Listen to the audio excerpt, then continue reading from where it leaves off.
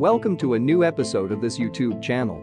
This video is about the key ingredients for a good research proposal.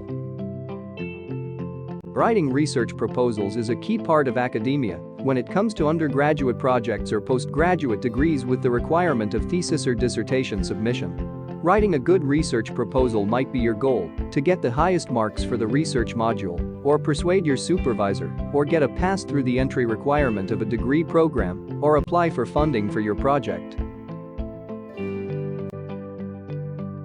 Getting started.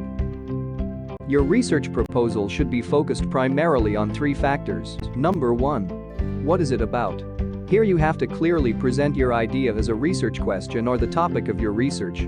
Although you might have new ideas in your mind, and it is always good to discuss them with your research supervisors before you come to the final research topic.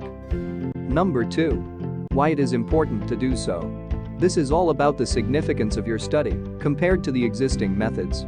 You need to conduct a strong literature review covering as many published research articles as possible or references to highlight the significance of your study and its outcome. Number 3. You need to clearly define the research methodology to show that how you are going to carry out your research. You also need to consider the time frame and resource requirement for your work.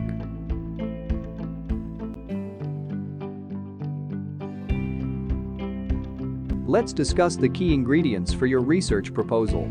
Don't forget to provide your basic information on the cover page, such as your name, index number, group members, supervisors, academic department, the field of study, date of submission, etc. You also need to include your research topic on the cover page. Once you have provided this basic information, then you can construct your research proposal based on the topics listed here, which will be discussed in the following slides.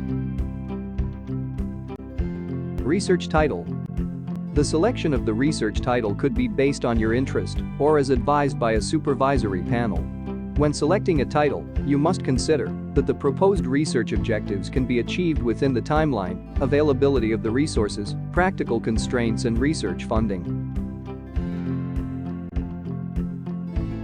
Although the title could be a tentative title at this stage, you might consider it as your working title for your project.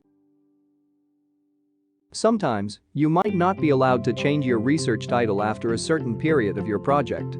Therefore, you need to check this with your supervisors and the institutional guidelines.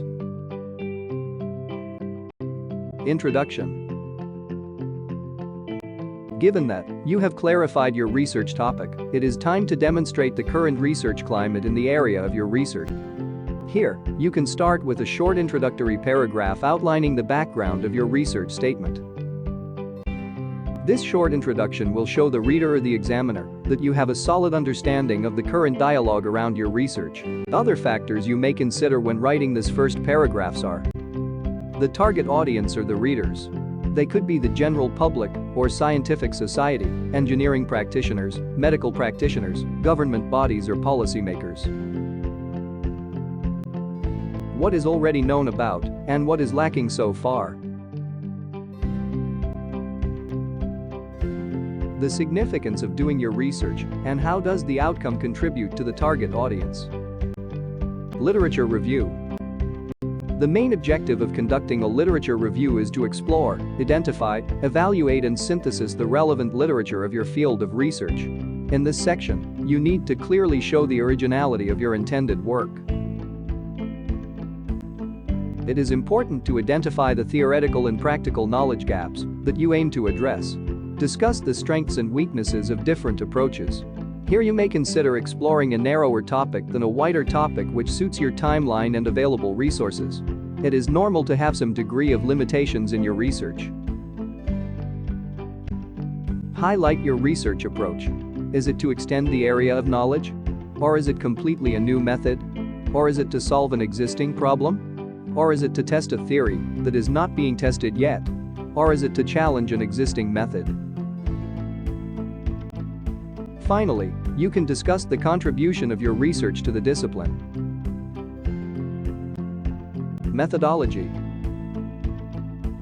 The methodology section is to demonstrate the techniques used to solve your research questions. It primarily includes the identification, data collection, processing, and analysis. You may include a flowchart or diagrams to demonstrate your methodology so that the examiners can check if your methodology is the best fit for your research aims and objectives. The timeline. It is also important to show that how you are going to plan your work within the time frame. You can list the tasks against a time by using a Gantt chart. Here you can split each activity using bi-weekly or monthly time slots. Resources. Any research work needs some sort of resources. You can list the materials and equipment that assist your research, such as software, hardware, library resources, and lab facilities. Sometimes it is also required to provide a detailed budget to cover your expenses. The bibliography is where you can list all your references cited within the text. When you have too many references or citations, it is always a time-saving option to use reference management tools such as Mendeley and EndNote compared to manual handling of references. The referencing style depends on the requirement of your institute, and the most common referencing styles are APA, IEEE, and MLA. Proofreading. It is always good to make sure everything is okay before submitting your research proposal. Check if you have adhered to the given research proposal format of your institute and filled in all necessary information such as your name and index number. Word limit and page limit should be considered, if applicable. It is good to keep the presentation well formatted and readable. Avoid grammatical errors, spelling mistakes, and formatting issues.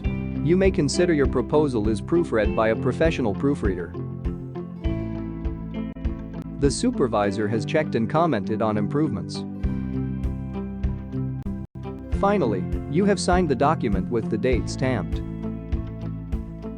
With all the guidelines are met, your proposal is now ready for submission. Thanks for watching this video. Please subscribe to our channel to receive notifications for upcoming videos.